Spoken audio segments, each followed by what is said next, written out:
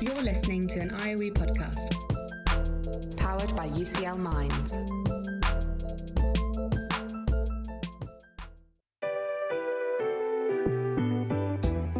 This is Research for the Real World. Conversations with researchers about the paths they've taken to shape our everyday lives.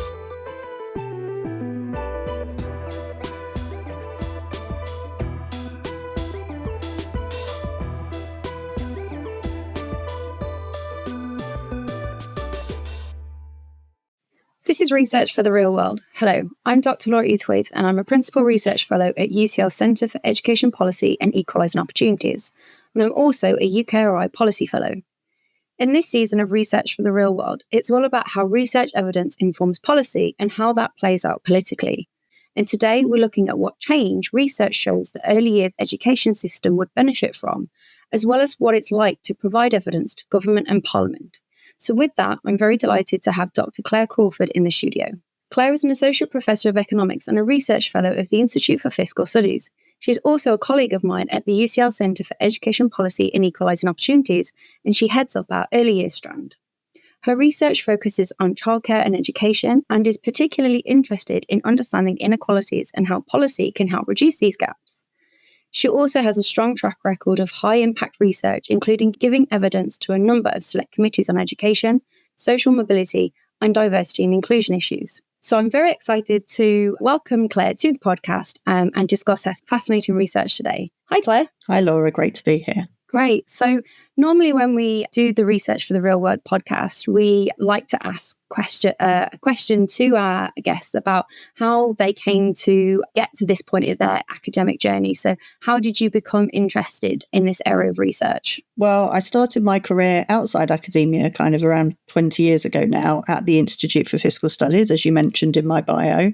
So when I arrived there, I was given a choice of kind of two general areas of research interest, and one of them was education.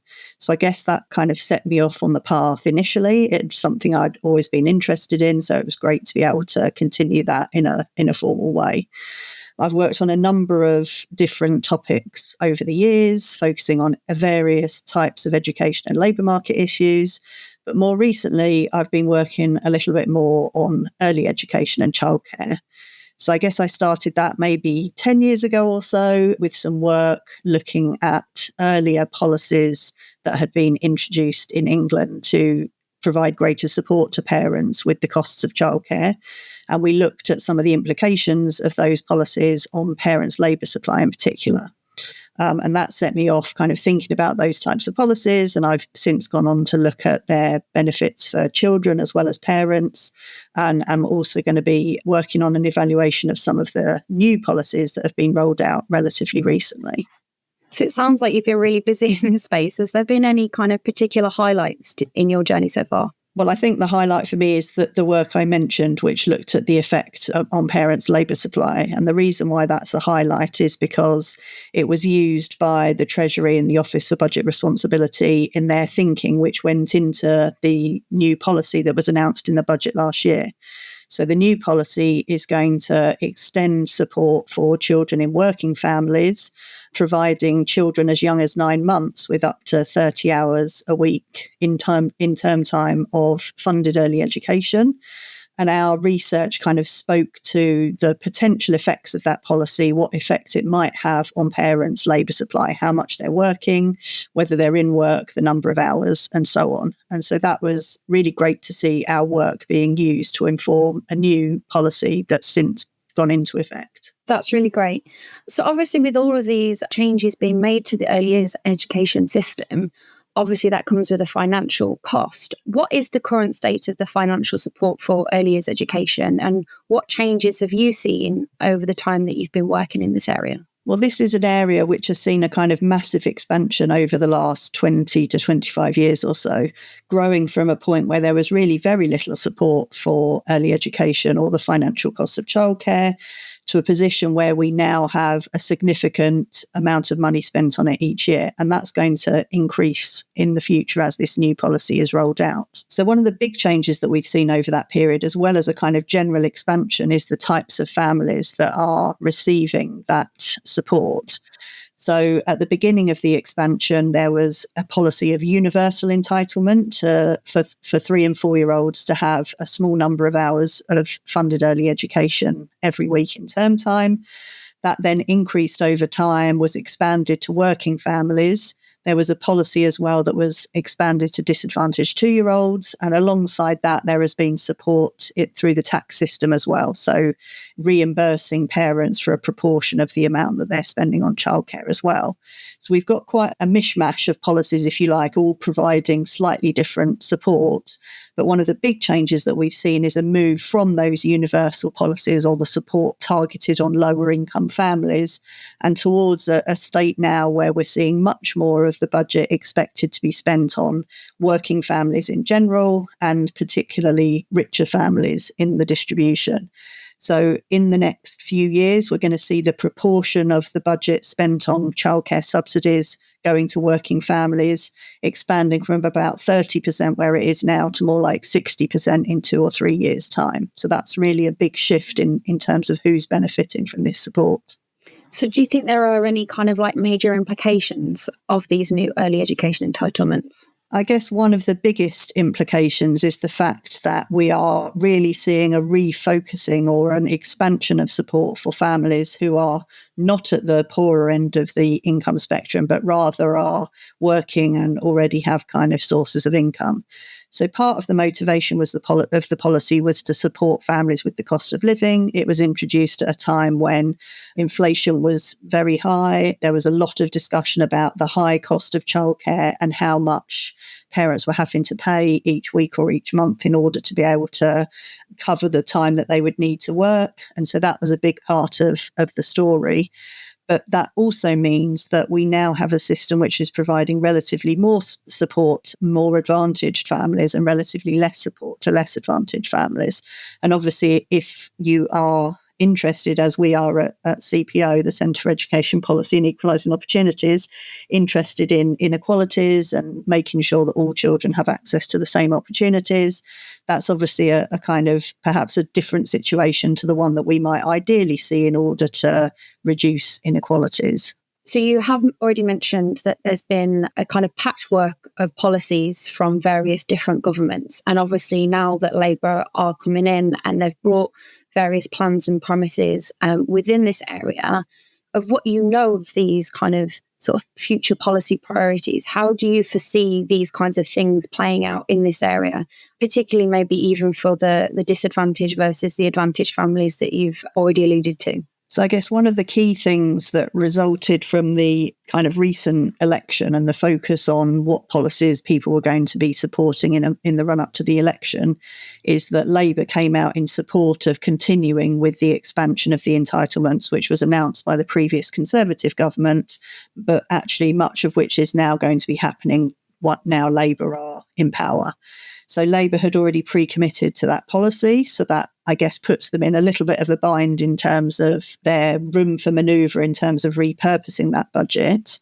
One of the things they have spelled out in a little bit more detail, though, is how they're going to find the places to deliver these new entitlements. So obviously some of the families who will be eligible for this new subsidy once the policy is fully rolled out will already have been using childcare, but other families may be newly using care as a result of this policy or for other reasons. And so we might need more places to be made available for all of those families to be able to access them. So one of the things that Labour has announced is that they're going to focus on delivering some of these places by repurposing space that is being freed up in some primary schools as a result of a falling number of children of primary school age over the coming years. So their idea is that they'll use some of that space, which may otherwise have kind of gone to waste or been used for different purposes, to encourage schools to use that space to offer preschool early education instead. So their commitment is to try and open 3,000 new nurseries through that route, which they hope will offer around 100,000 new places. And if that was successfully delivered, then that would cover all of the new places that the Department for Education are estimating will be demanded over the next few years in response to this new policy. So that's quite a significant announcement that they've made in terms of the way they'll go to try and deliver these places. So with that, that's a very kind of like focused so much on the sufficiency of places and making sure that there is enough places for the children that need them. Do you have any thoughts around the implications for the quality of children's childcare and early education? Obviously, we know that there's kind of process quality and structural quality because, we work in this field, but can you give a little bit of insight to our listeners about what these kind of like broader implications may be? Yes, I think there's certainly been a focus on the quantity of places or the number of places. That's been the kind of primary concern so far, but you're absolutely right. We definitely need to worry a lot about what the quality is going to look like, because most of the kind of international evidence that exists, certainly in terms of the benefits for children of accessing early education, is that it's got to be high quality in order for it to see those really positive benefits that have been found in some studies. So in terms of the two things you mentioned, I guess, so structural quality we think of as measures that could be more easily regulated. So they're kind of features of the setting, like number of children who can be looked after by each staff member, things to do with the kind of maximum number of children that could be in the setting at any one time, the qualification levels of staff and so on. So those are things that we might think of the government having the ability to more easily regulate if we wanted to. But actually what's been found to matter a lot for children's outcomes is what you termed process quality, which is a little bit more about how children and staff are interacting on the ground. So what are the day-to-day relationships like? How much time do children spend with their kind of key worker, the main staff member that might be responsible for them in the setting? What other types of things are going on inside the childcare environment which matter for children's development? So those things are all very difficult to measure. So it's very difficult for us to get a really good handle on what is the quality of a setting.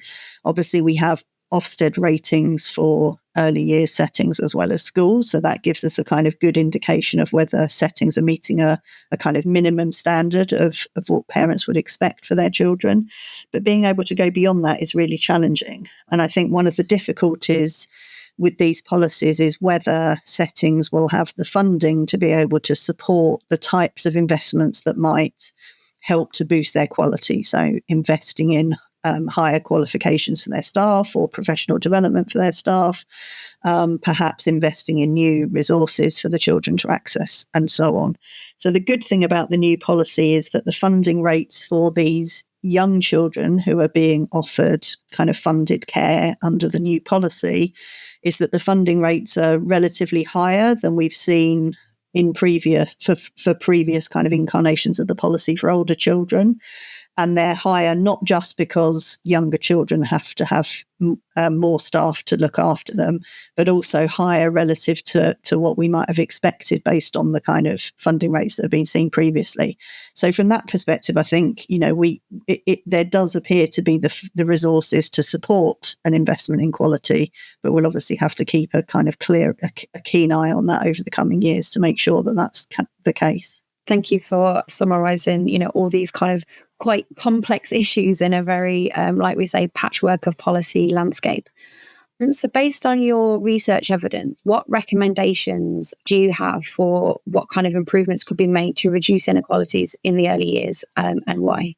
So I think drawing not only on my own research, but also the kind of wider evidence base, I think, coming from a perspective of wanting to be able to support all children to access care, to be able to access high quality care, and to hopefully kind of go towards reducing inequalities that we see, very large inequalities that we see by the time children arrive at school, I'd probably recommend that we kind of repurposed what's now a very large early years budget to move that focus away from the kind of relatively better off working families that we discussed earlier were the kind of main beneficiaries from this new investment.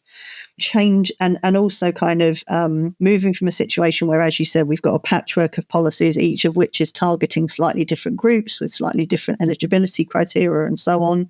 I think if we were able to put all that together and come up with a kind of single progressive subsidy model, so a single model whereby all families were able to access some support, where the subsidy rate, that is the amount that parents are kind of subsidised for every pound that they spend on childcare provision is much higher for families who are poorer and much lower for families who are richer. So it could be that we're providing children from the most disadvantaged backgrounds with entirely free care, so 100% subsidy rate. And that could be gradually reduced as we see families kind of having higher and higher income, up to a point where maybe for the wealthiest families, you would see no subsidy, so a kind of 0% subsidy, and they would fully cover the costs of their childcare. So the advantage of that would be that you'd repurpose most of the money towards the families from the poorer end of the income distribution. So target the resources towards the children who evidence suggests are most likely to benefit from having access to high quality early education. And that will also hopefully help to reduce inequalities in access for sure, and hopefully also reduce inequalities in their kind of the outcomes that we see by the time they reach school.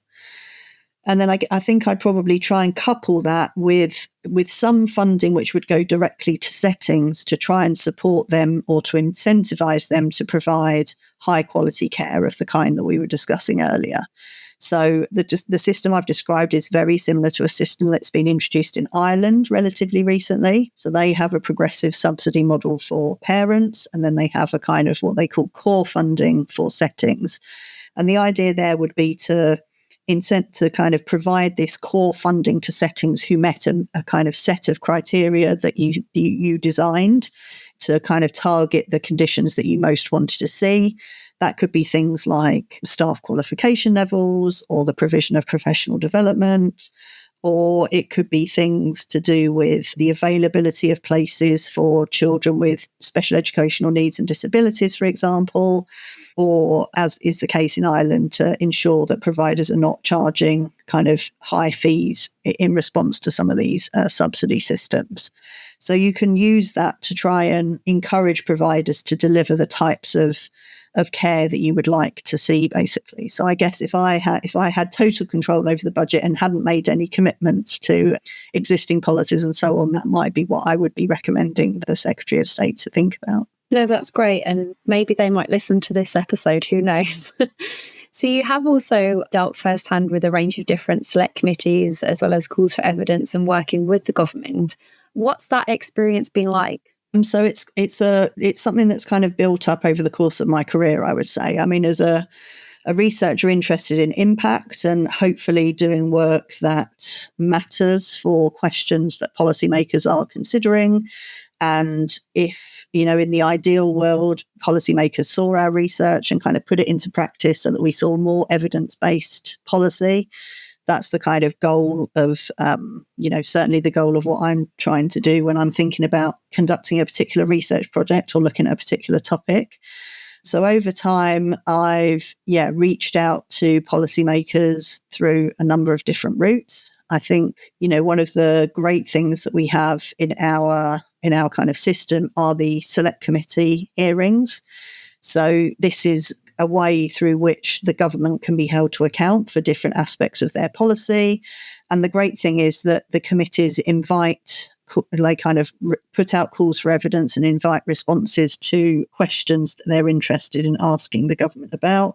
And that provides a kind of ready route for researchers like me to tell them about our evidence. That also happens a little bit sometimes when the government itself puts out consultations on particular policies that it's considering. But the select committees happen kind of fairly regularly on topics that we might have research to tell them about.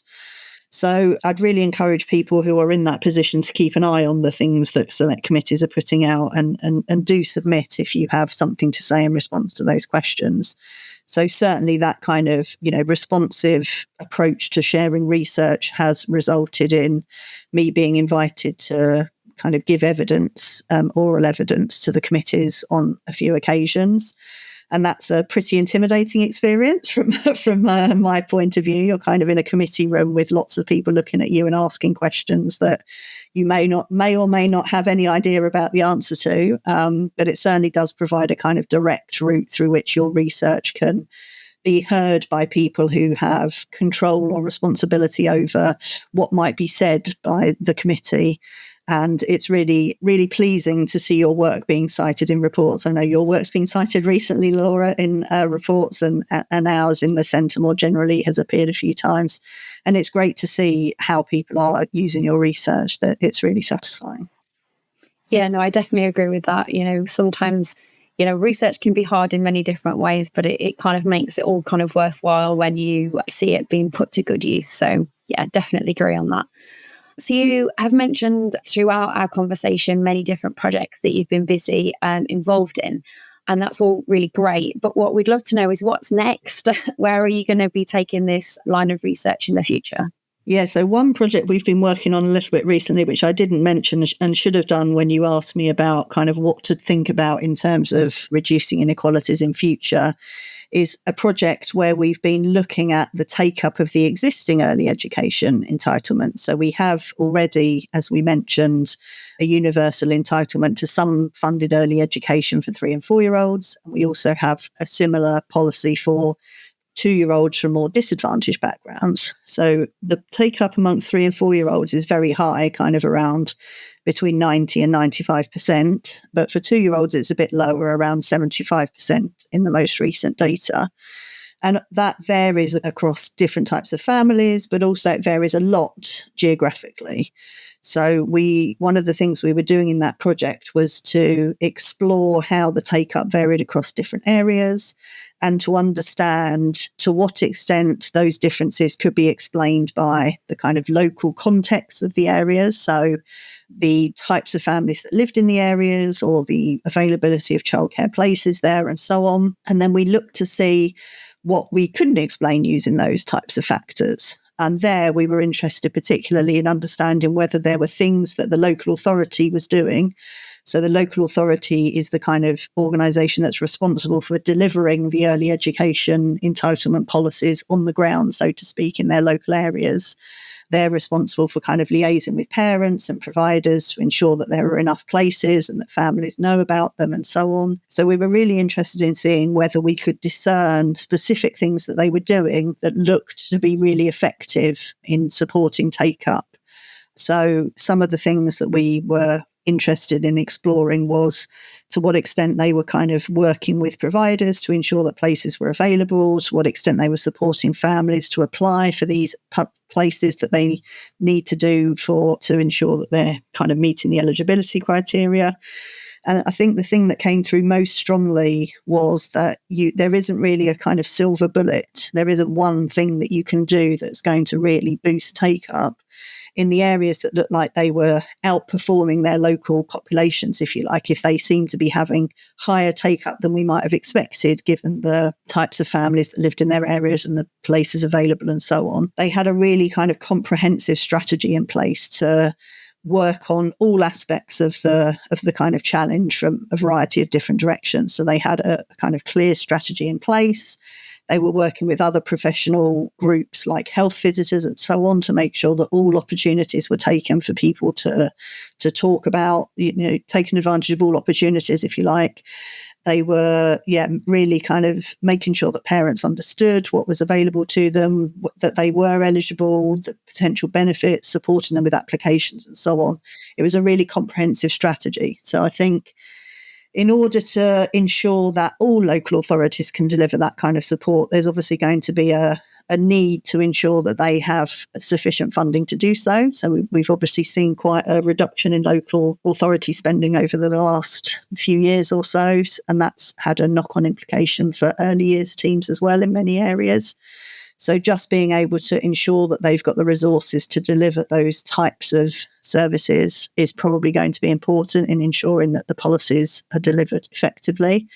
And I guess one of the things that we'll be looking to try and do is see whether there are ways in which we could look to expand some of that work and think about whether we can evaluate the effectiveness of doing so. So are there ways in which we can work with some local authorities to try and develop these types of strategies and then look at the impact? I think another thing I mentioned earlier that I'm going to be involved in the evaluation of this new rollout of the funded early education entitlements. That'll be fascinating to see whether what our research pointed towards kind of in the past, whether that comes to fruition once the new policies are rolled out. And I think the other thing that we talked about earlier that will be really important over the coming years is the role of quality. What can we do to support quality, make sure that providers are incentivised to create environments that we think are offering the highest quality care for children? And can we kind of identify the effect of that on children's outcomes in the future as well? So I think they're the kind of big questions that we'll be thinking about over the next few years. Well, it sounds like we're both going to be very busy. Absolutely, yeah. We'll be getting you to work hard on it, Laura. Can't wait. Thanks, Claire. It's been really interesting to get to know more about your research, and particularly to understand this kind of patchwork of policies and how there's multiple different strands of thinking that need to kind of go into this very, very complex issue. So listeners, I hope you've enjoyed the conversation as much as I have. You can follow Claire on X, the website formerly known as Twitter, at Claire_L_CRAWF to learn more. Some of what we've covered today is also available in the episode notes. If you've enjoyed this episode, we have an archive of 22 past seasons. Just search IOE Podcast to find more episodes of Research for the Real World, as well as more podcasts from the IOE. And a quick favour before you go, if you're listening on Apple Podcasts or Spotify, we'd really appreciate it if you could give the IOE podcast a rating. 5 stars would be nice if you are enjoying the show. And this will help us to reach more people who are interested in hearing about such important work. I'm Laura, and thank you for listening. Research for the Real World is produced by IOE Marketing and Communications and IOE Research Development.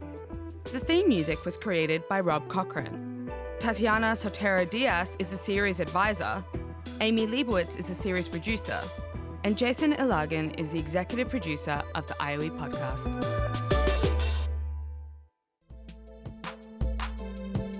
Thanks so much for downloading and listening to this IOE podcast.